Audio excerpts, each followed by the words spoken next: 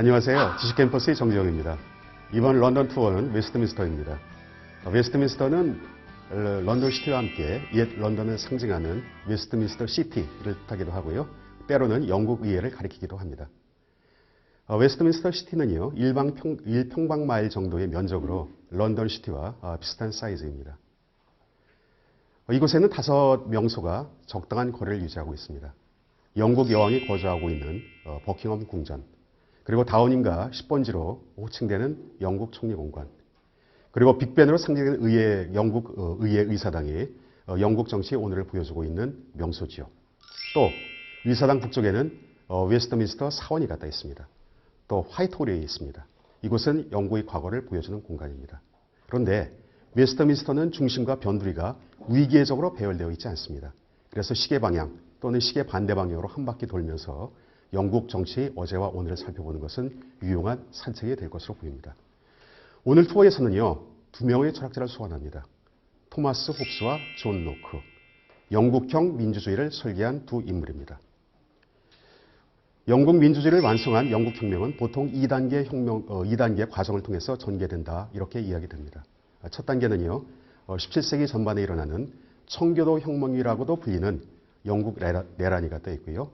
이 단계는 17세기 후반에 일어나는 명예혁명입니다. 제도로서의 영국형 민주주의를 잇기 위해서는 그 기본 설계도를 작성한 두 정치 철학자의 탐사가 필요해 보입니다. 홉스를 따라서 산책하면은요, 영국 내란의 혼란기에 그가 리바이어던이라고 부른 인공인간, 근대 시민국가의 꿈이 펼쳐집니다. 로크를 추적하면 입헌 민주주의 국가, 영국 민주주의 기본 원리를 읽을 수가 있습니다. 두 사람의 사상은요, 국가는 사회계약에 의해서 이루어졌다는 생각을 바탕에 깔고 있어서 사회계약 세상이라는 용어로 불리기도 합니다. 웨스트민스터 투어는 스트랜드 거리에서 출발해서 웨스트민스터 관광 명소를 한 바퀴 돌고 다시 제자리로 되돌아오면 좋습니다. 스트랜드 거리는요, 런던 시티 쪽에서 플리트 거리와 함께 런던 도심을 관통하는 간선 도로입니다. 왜 이 시끄러운 거리에서 철학 투어를 시작해야 할까요? 그것은 영국혁명의 두 사상적 주역인 홉스와 로크가 여기서 살았기 때문입니다. 스트랜드 거리는 트라팔가 광장에서 지금은 이전한 런던과 웨스트민스터의 경계 표시인 템플바까지 이어지는 템즈강 북쪽 도로입니다. 이 길은 템즈강과 나란히 달립니다. 스트랜드라는 어원도 강의 가장자리라는 뜻이라고 하지요. 스트랜드 거리에는 11세기부터 17세기까지 영국의 상류 계급들이 거주하는 대저택들이 경쟁하듯 세워졌는데요. 그 흔적은 서머셋 공작이 거주했던 화려한 서머셋 하우스에서 찾아볼 수 있습니다. 지금 대부분은 귀족의 장원은요, 허물어지거나 호텔 또는 극장으로 바뀌었죠. 그런데 홉스와 로크는 귀족이 아닙니다. 홉스는 시골 목사의 아들이었고요. 로크는 변호사 출신의 지방관리의 아들이었습니다. 영국인들은 총체 이런 표현을 갖다 쓰지는 않는데 홉스와 로크는 가신 또는 갖다 궁정학자였던 셈입니다. 물론 그들의 정치 사상이 귀족 후원자의 이익에 봉사하는 것은 아니었습니다만은 또 다른 한편 그들이 갖다 삶이 후원자의 정치적 부친과 동심원을 갖다 그리고 있었다는 점은 부인할 수 없습니다. 홉스와 로크가 스트랜드 거리에서 살았다는 것은 그들의 귀족 후원자 집이 스트랜드에 있었다는 뜻입니다. 홉스는 1588년에 태어났습니다. 그는 자신이 라틴어로 쓴 자서전에서 나는 공포라는 쌍둥이와 함께 태어났다라고 적었는데요. 이는 스페인의 무적함대 아르마다가 영국 섬 남부 해안에 나타났을 때 홉스의 어머니가 공포에 사로잡혀 칠삭동이 홉스를 조선했다는 사실을 표현한 말입니다. 홉스가 살았던 시대는 굉장히 어지러웠습니다. 한마디로 난세였죠. 밖으로는 에스파니아와 전쟁을 겪었고요. 안으로는 정치 세력과 종교 세력이 서로 실타래처럼 얽히고 싸웠던 내전의 시기였습니다. 리바이어던에서 나오는 홉스의 유명한 말을 그대로 인용하면 만인에 대한 만인의 투쟁의 시대였습니다. 이 갈등은 왕을 지지하는 왕당파와 의회를 지지하는 의회파 사이에 내전으로 전개되었고요. 올리버 크롬웰이 이끄는 청교도 중심의 의회파가 찰스 1세의 왕당파에 승리하면서 영국에서 처음이자 마지막인 공화정은 막을 내립니다. 이 시기를 영국사에서는 카먼웰스라고 갖다 부릅니다. 이것은 요즘 영연방, Commonwealth of Nations와는 아무런 관계가 없습니다. 영국 내란은요, 때로는 청교도 혁명이라고 부르기도 하는데요. 내전을 승리로 갖다 이끈 크롬웰 군대가 청교도 중심으로 구성이 되었고 또 청교도들은 대부분 의회파를 지지했기 때문입니다. 홉스의 후원자 카벤디시 가문은요, 찰스 1세를 지지한 왕당파였습니다. 크롬웰 시대에 카벤디시 가문은 지주군도 조용하게 지내다가 유럽 망명의 길을 떠났습니다. 홉스도 그랬죠. 11년간 파리에 있다 1651년 책 한 권을 들고 런던으로 귀국합니다. 그 책이 리바이어던입니다. 한편 로크는 1632년에 태어났습니다. 로크는 내전의 혼란을 온몸으로 겪은 세대는 아니지요. 찰스 1세가 처형될 때 그는 학생이었습니다. 웨스트민스터 학교에 다니고 있는 학생이었죠. 웨스트민스터 학교는 사원 안에 있는 유명한 사립학교입니다. 이곳에서 찰스 1세가 처형된 화이트홀 궁전은 지척입니다. 아마도 학교 안이 높은 건물에 서면 그 참수 장면을 볼 수 있었을지도 모르겠습니다. 로크는 청교도 출신의 집안에서 태어났고요. 의회파 지지그룹 속에서 성장했고 옥스포드 대학을 졸업한 후에는 의회파의 맹장 샤프츠베리 백작의 비서로 일을 했습니다. 주치이기도 했습니다. 로크에게 스트랜드 시대는 영국 혁명의 최종 종착지인 명예혁명으로 가는 길을 설계하는 시기였습니다. 이렇게 홉스와 로크는 서로 엇박자 행보를 갖다 보이며 영국 혁명을 읽는 두 개의 시선을 제공합니다. 화이트홀 궁전은 웨스트민스터 명소에서 눈에 잘 띄지 않습니다. 그래서 자칫 그냥 지나치기가 쉽지요. 그런데 화이트홀 궁전은요, 한때는 유럽에서 가장 큰 규모의 궁전이었습니다. 지금은 모두 화재로 소실되고요. 뱅퀴팅 하우스만 남아 있습니다. 이 궁을 세운 찰스 1세는 그렇게 뱅퀴팅 하우스를 사랑했다고 하죠. 아이러니하게도 그는 이 광장 앞에서 참수되었습니다. 사실 왕의 목이 달아나는 것은 동서고금을 통해서 일일이 언급하기 힘들 만큼 많습니다. 그러나 그런 일은 주로 나라와 나라 사이에 가다 전쟁 또는 나라 안에서도 권력자들 사이에 벌어진 파워게임에서 일어나는 것이죠.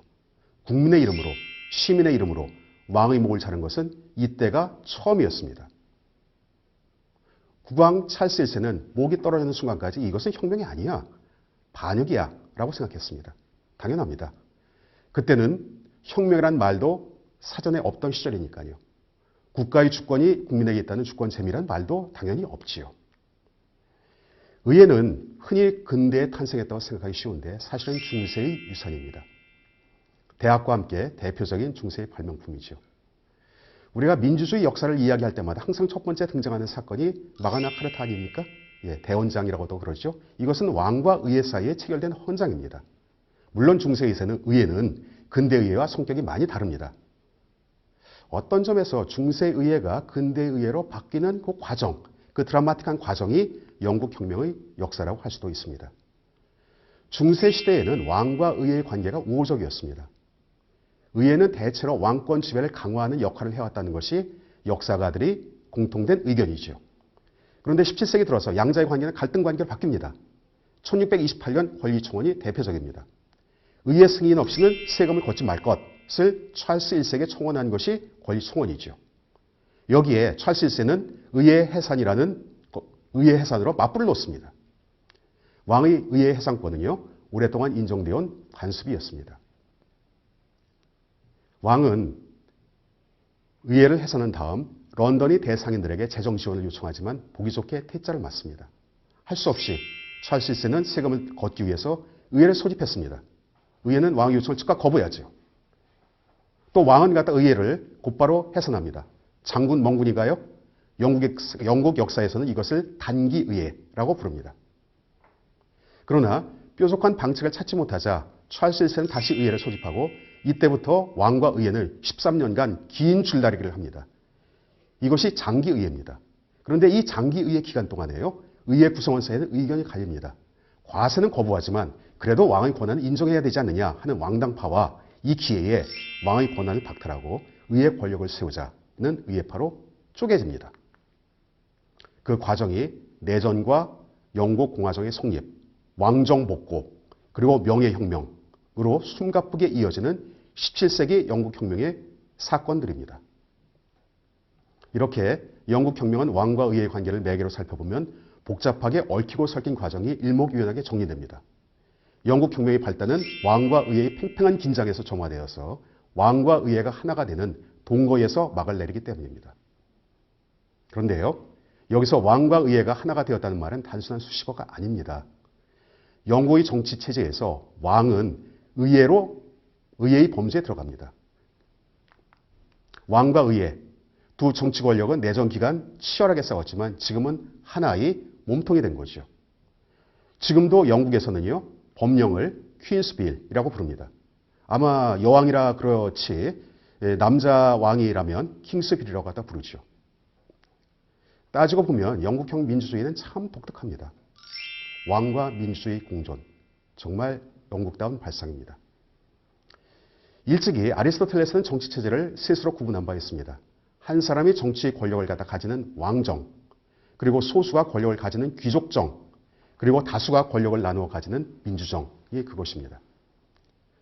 아리스토텔레스 이후에 이 세 가지 정체 가운데 가장 좋은 것이 무엇인가 하는 물음은 계속되었습니다. 왕이 있는 민주정? 이 발상은 오늘날 입헌 민주정이라는 개념으로 설명하고 있습니다. 흥미로운 점은 또 있습니다. 영국형 민주주의 제도는 300년이 넘도록 그대로 이어졌다는 사실입니다. 심지어는요, 영국 내란 당시에 왕당파와 의회파가 서로 경멸적으로 부르던 용어인 토리와 휘그라는 이름이 지금은 보수당과 자유당 또는 보수당과 노동당으로 변형이 되면서 지금까지 지속되고 갔다 있죠. 영국의 영원한 라이벌 국가 프랑스에서는 그 사이에 헌정체제가 계속 바뀝니다. 공화정에서 왕정, 왕정에서 공화정. 5번이 바뀌었나요? 우리나라는 더 심했습니다. 70년 남짓 지난 동안 헌정 질서가 여러 차례 바뀌었고 정당들은 수없이 나타났다 사라지기를 반복했습니다. 그에 비해 영국의 정치제도는 거의 변한 것이 없습니다. 이러한 영국 민주주의 장수기결은 어디에서 찾을 수 있을까요? 그 단초를 찾기 위해서 우리는 옥스퍼드 편에서요, 홉스와 로크의 정치 철학을 좀 더 자세하게 살펴보겠습니다. 그러면 옥스퍼드에서 뵙겠습니다.